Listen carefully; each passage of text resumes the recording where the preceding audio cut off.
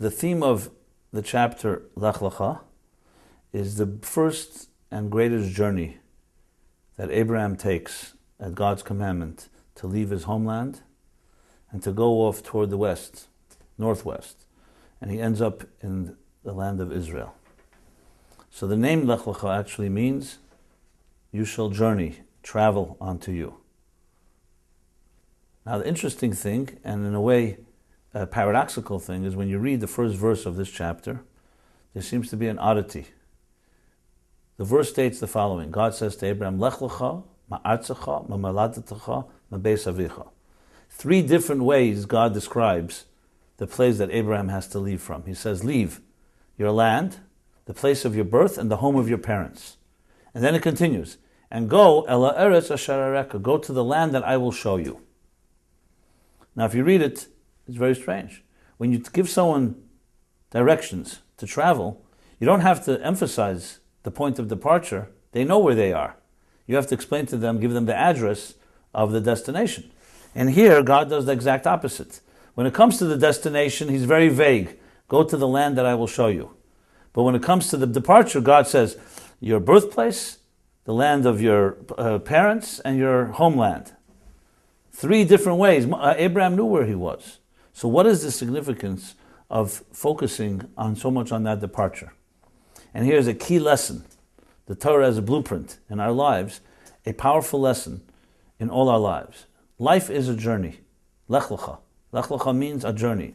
All of us will be on a journey from the moment we're born through the entire odyssey of our lives. The truth is, the Kabbalists explain that the journey begins even before we're born. It begins when the soul leaves its spiritual environment and enters into this world. But life is a journey. Now, we all want to travel places. Many of us want to reach great places in our lives, not just physically, talking psychologically, spiritually, emotionally. We have goals in our lives. Often when we embark on a journey, we find our intention is there, we really want to make a move, but we seem trapped.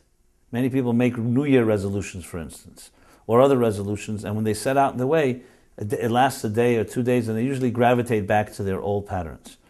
People tell me often about their challenges when they try to find a soulmate. They think they find someone, they make another mistake, and then again another mistake. And people seem to gravitate always back to the same old problems. All these problems can be answered in this one verse. God's commandment to Abraham is the commandment to each one of us, how we're supposed to travel. The secret to true movement in life, if you're stuck, is not necessarily always the destination. You have to look back, because you can be set out to reach a certain place, but you have baggage that weighs you down. So imagine you're setting out on a journey, but you're tied with a chain and ball and chain to a place that keeps you shackled to your past. So God is telling Abraham, if you want to truly find yourself, you have to free yourself from 3 forces that trap each one of us. These are Artzecha, which is Ma'moladetecha and Beis Avicha, the 3 forces of subjectivity. We are subjective human beings. Number 1 is we have inherent self-love. We're biased. We don't see things always objectively. So you may think you're doing everything right, but you ask a friend, the friend says, no, you're doing everything wrong. So we have a certain blind spot. All of us have blind spots. I have a guy who asked him, do you have any blind spots? Yeah. He says, yes, but I know what they are. That's not a blind spot. A true blind spot is you don't know what it is. So that's number 1 trap.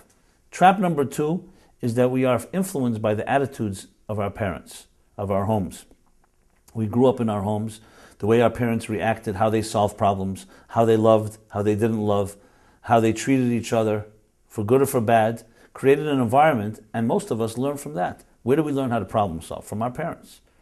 And that's why we have much dysfunctionality, because when we learn how our parents behaved. If they behaved in an unhealthy way, we usually repeat that. And the third influence in our lives is our environment, society, peer pressure, social pressure. There was a time that I thought I wasn't influenced by advertising. I thought everybody else was influenced.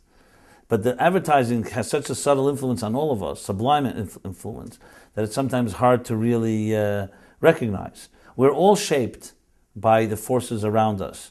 The pressure, the social pressure, wanting to be accepted, conforming, and so on. So God tells Abraham, you want to discover the true you? You have to get out of the shadow of these three forces. For instance, when's the first time most of us really discover ourselves? When we leave home. But every child cries the first time you go to school, to kindergarten. And then when we leave home to go to summer camp, or we leave home to go to college, it's not always easy. When you're under the protective shelter of your home, you don't want to necessarily leave. But when do we really discover ourselves? It's only when we're not under the influences of those forces that shaped us, even if they're healthy forces. What it means to mature means that you're getting away from the forces that shape us.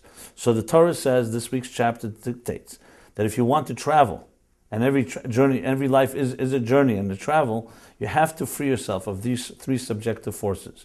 One, your own personal biases, which usually means that you have to speak to someone who can help you see things objectively. Two, the forces and influences of your parental influences and home. And three, the influences of society and the pressures of that. That's when a person really begins to discover themselves. So ask yourself this question. Who are you? Who's the real you? Are you a product of your parents and your home and your environment? Or do you have an independent, true self? That's one of the hardest questions to answer. Because it's hard to, sometimes as you grow older, you start realizing that you turn into like what your father was like, or your mother was like. Even though you hate saying that. Because we are under that impact. So interestingly, that the Bible, so many years ago, God tells Abraham, this is the secret to real growth, to real self-actualization, to real self-discovery. You must get away from that shadows. That doesn't mean we won't be subjective, but it means you have to recognize that these three forces are constantly shaping you. And if you really want to discover the true you, you need to some way separate yourself. You need to Lech Lecha, you need to move on and leave that past behind. When you're able to do that, you achieve the freedom of entering into the promised land.